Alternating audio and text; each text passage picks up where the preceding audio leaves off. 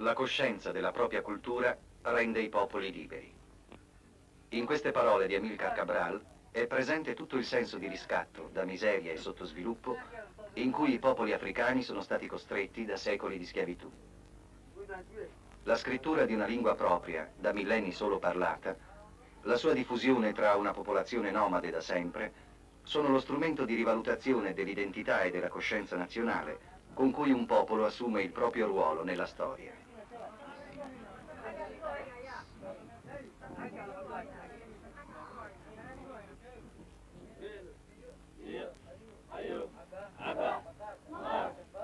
Questo accade oggi in Somalia con l'Olola, la campagna di alfabetizzazione totale del paese.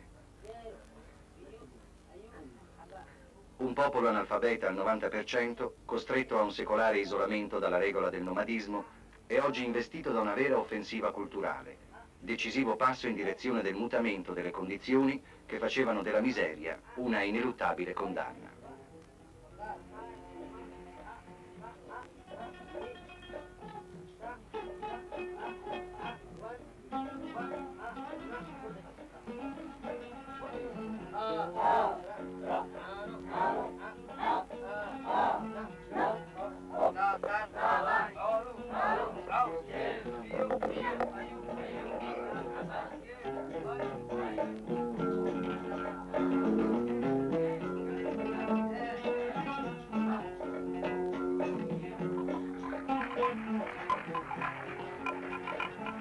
I 2/3 della popolazione è nomade.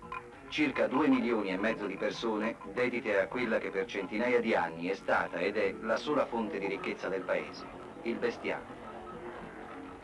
3 milioni di cammelli, 4 di bovini, 15 di capre e pecore, a tempi alterni decimati da gravi siccità e ricostituiti nel numero nei periodi di pioggia, spingono i nomadi alla continua ricerca di pozzi e pascoli.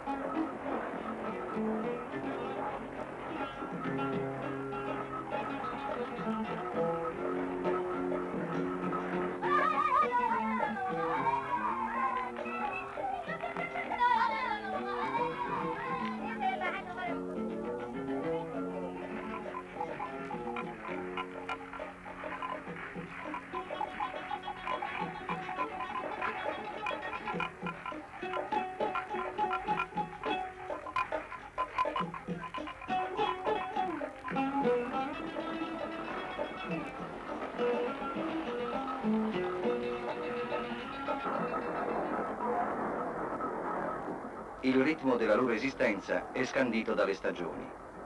Le grandi piogge del Gu, tempo di feste e di abbondanza, i pochi mesi dell'Agar, poi le piccole piogge del Deir e infine il Gilal, la lunga stagione secca, trascorsa in interminabile attesa accanto ai pozzi, risparmiando tutto, energie, cibo, acqua, affinché un semplice ritardo delle piogge non sia fatale. Una vita trascorsa tra una siccità e l'altra in condizioni economiche di pura sussistenza.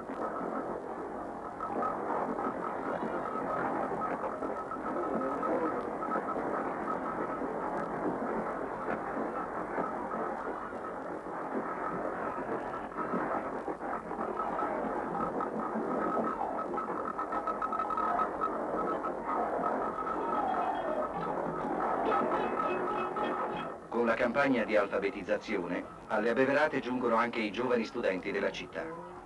Divideranno con i nomadi per lunghi mesi la vita della boscaglia. Impareranno a pascolare il bestiame, a orientarsi con le stelle, a conoscere il segreto di erbe e radici. Trascriveranno nei loro quaderni le leggende, le poesie e i proverbi della gente nomade. Conosceranno il senso vero di un mondo che è anche il loro, ma che prima ignoravano quasi del tutto. Insegneranno a tutti a leggere e a scrivere per fornire loro i primi strumenti di una conoscenza nuova e per rendere esplicita una ricca, antica cultura, fino ad oggi tramandata solo oralmente e talvolta per sempre perduta.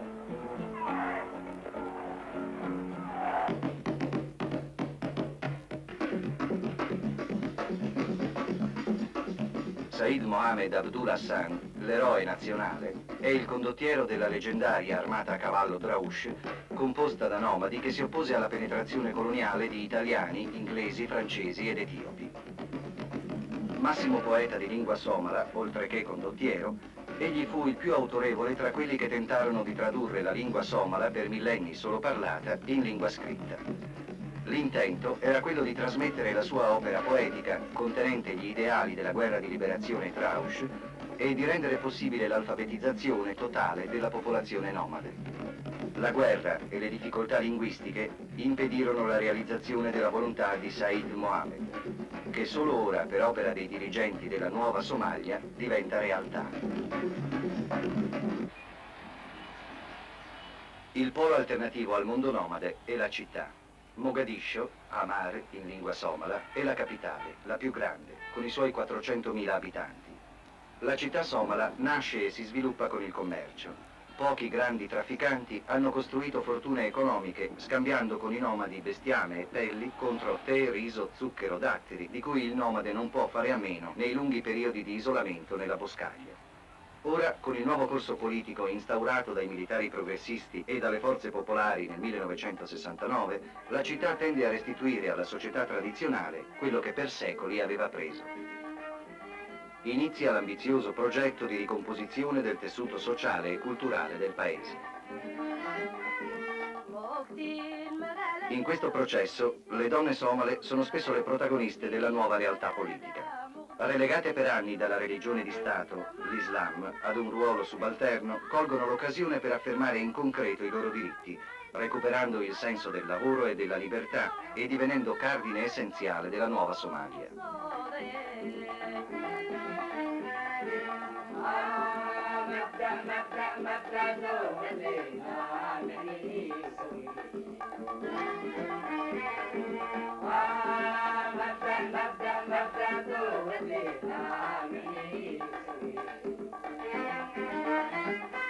Nella campagna, la mobilitazione popolare si traduce nella formazione di cooperative e di comunità agricole. Nel 1972 aveva preso avvio il programma di sviluppo rapido dell'agricoltura.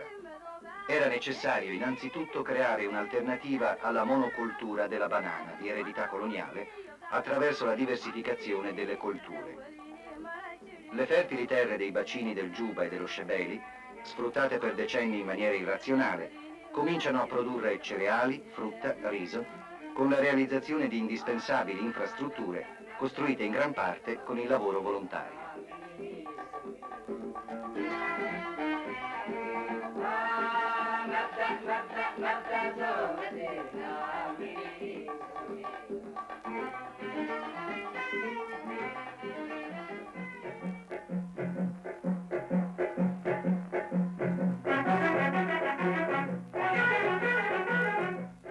Insieme al progressivo sviluppo delle zone agricole si estende a tutto il paese la campagna di alfabetizzazione.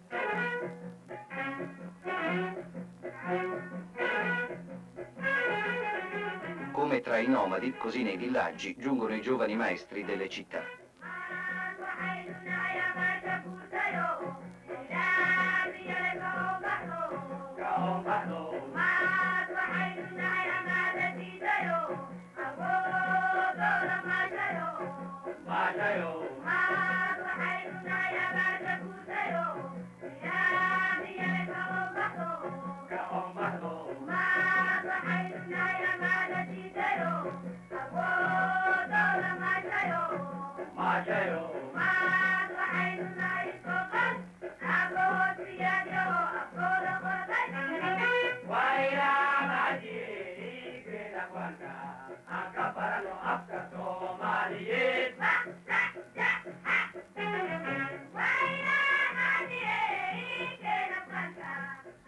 La scrittura della lingua, la sua diffusione attraverso la campagna di alfabetizzazione di massa sono il filo conduttore della storia della Somalia scritta negli ultimi anni. Un filo conduttore che ha saputo, nonostante le difficoltà, realizzare una serie di importanti obiettivi. Il paese e la popolazione, divisi da profonde contraddizioni, si sono raccolti intorno all'alfabeto in un primo momento di unità nazionale, superando per la prima volta la distanza tra città e campagna. La cultura popolare, da subalterna, ha potuto, attraverso la scrittura della lingua e la sistematica opera di raccolta compiuta dagli alfabetizzatori, diventare un duraturo patrimonio comune.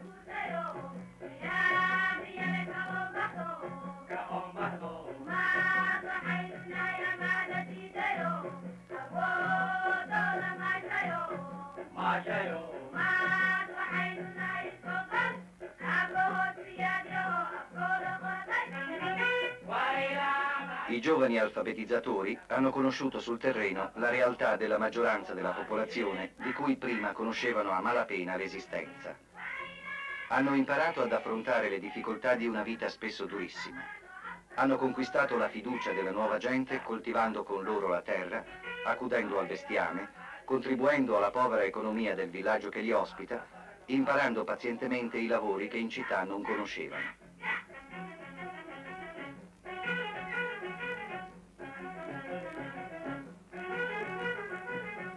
I rigidi schemi dei rapporti familiari e tribali sono spezzati dalla presenza, dall'agire, dalle idee dei giovani maestri.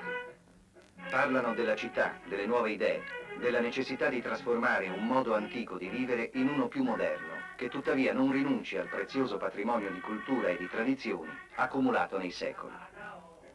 Gli abitanti del villaggio si riconoscono in loro, sanno di appartenere allo stesso popolo.